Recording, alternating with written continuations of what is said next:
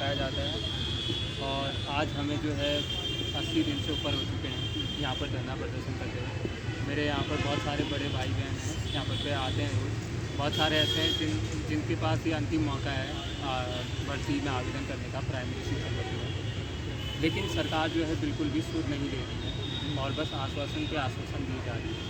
यहाँ पर हमारे बहुत सारे अन्य तमाम भाई बहन भी हैं जो अपनी अपनी मांग को लेकर बैठे हुए हैं। यहाँ पकड़ एक तरफ पुष्कर सिंह धामी जी कहते हैं कि हम 24,000 भर्तियाँ निकाल रहे हैं, तो मुझे लगता नहीं कि 24,000 उन्होंने कोई भर्तियाँ की हैं। मैं तो उनको खुले मंच पे कहना चाहता हूँ 24,000 तो बहुत दूर की बात होती है। आप केवल 2400 नियुक्ति दिखा दीजिए तो हम मानेंगे कि आपकी सरकार कुछ काम कर रही है। एक हम इनके केंद्रीय अध्यक्ष आते हैं JP नड्डा जी, वो एक से एक जुमले देते जाते हैं। हमारे माननीय प्रधानमंत्री नरेंद्र मोदी जी वो कहते हैं कि ये देवभूमि है, देवों की नगरी है, यहाँ पर पे लोगों में बहुत सारा हुनर है, कौशल है, यहाँ के युवा बहुत ज़्यादा शक्तिशाली हैं, बहुत ज़्यादा मतलब बढ़ चढ़ के प्रतिभा करते हैं। लेकिन मैं उनसे ये कहना चाहता हूँ पहले इन्हें मौका तो दो, तभी तो अंदर से जितना भी कौशल है वो निकल के आएगा। ये लोग तो मौका ही नहीं दे रहे हैं। जो भी युवा लोग हैं उनको सड़कों पे धक्के खाने के लिए इन्होंने विवश कर दिया है। कई महीनों से लोग धरना प्रदर्शन कर रहे हैं और कोई भी इसका नतीजा नहीं निकला।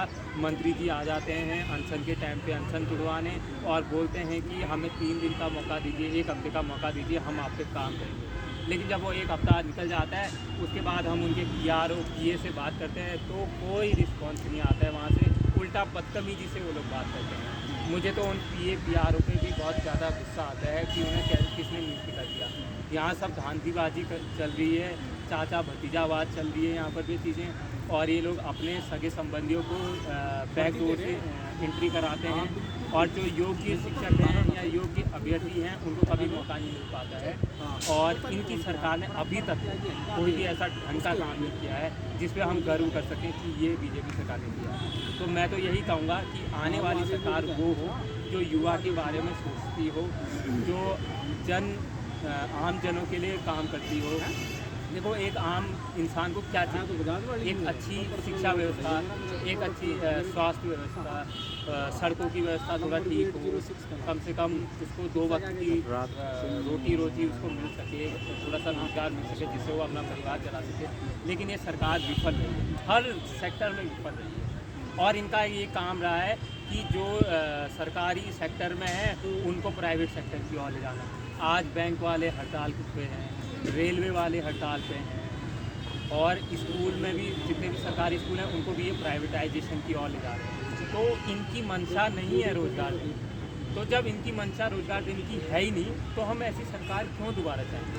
हम ऐसी सरकार चाहेंगे जो हमारे हितों के लिए लड़ती हो, हमारे हितों के लिए काम करती हो और सबके हित के लिए वो काम करती हो, ऐसी सरकार नहीं चाहिए।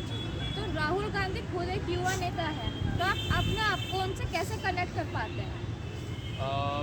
राहुल गांधी जी जो है उनका बैकग्राउंड जो है वो राजनीतिक परिवार से रहा है पहले से। और मैं तो ये भी नहीं कहूँगा कि जब पहले कांग्रेस की सरकार थी उन्होंने काम नहीं किया, उन्होंने भी काफ़ी काम किया है, ठीक है। और आज की डेट में अगर हमारा भारत अगर कहीं पर है, कहीं पोजीशन में है, तो कहीं ना कहीं उनका बहुत बड़ा योगदान रहा है। क्योंकि BJP सरकार तो खाली धर्म की राजनीति तक ही सीमित है, तो लोगों को लड़ाना इनका काम है। ये लोग बोलते हैं कि हिंदू मुस्लिम ये सब चीज़ें, अरे क्या कांग्रेस के कार्यकाल में नहीं थे कि हम लोग हिंदू तब भी थे, मुस्लिम तब भी थे, तब भी रह रहे थे ढंग से लोग। क्या लोगों को तब नहीं पता था कि ये अलग धर्म के हैं, ये अलग धर्म के? मतलब इनकी सरकार आने के बाद ही हमें पता चला अच्छा ये है।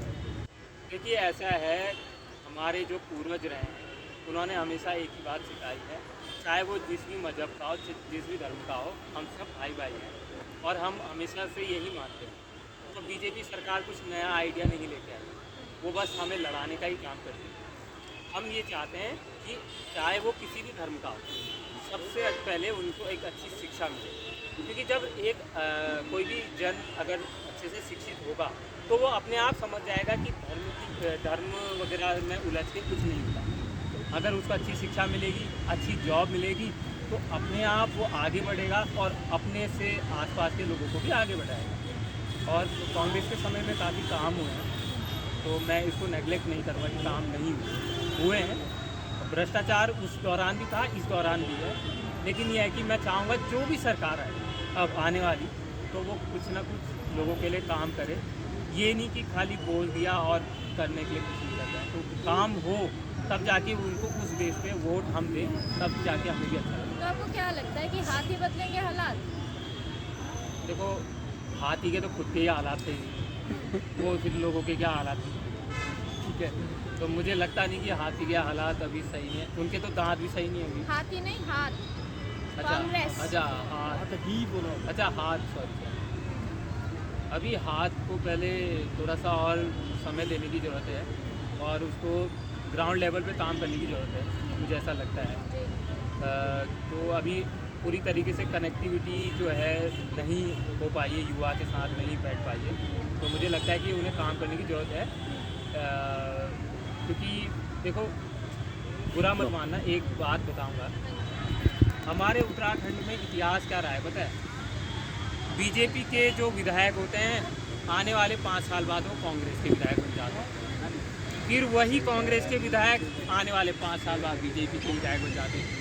तो अब मैं कैसे उसको समझूं कि कौन अच्छा है कौन बुरा है? हम चाहते हैं कुछ नए चेहरे शामिल हों पार्टी में, चाहे वो किसी पार्टी में, वो ऐसे चेहरे हों जो शिक्षित हों, जो लोगों के लिए काम करना जानते हो। ये नहीं कि अपना परिवार बढ़ा रहे हैं, अपना एक से एक गाड़ियाँ खरीद रहे हैं, बंगले खरीद रहे हैं, ये नहीं। जो आम जनों के लिए काम करता हो, ऐसे नेता की हमें तलाश है। तो अगर ऐसे नेता अगर कांग्रेस में शामिल हैं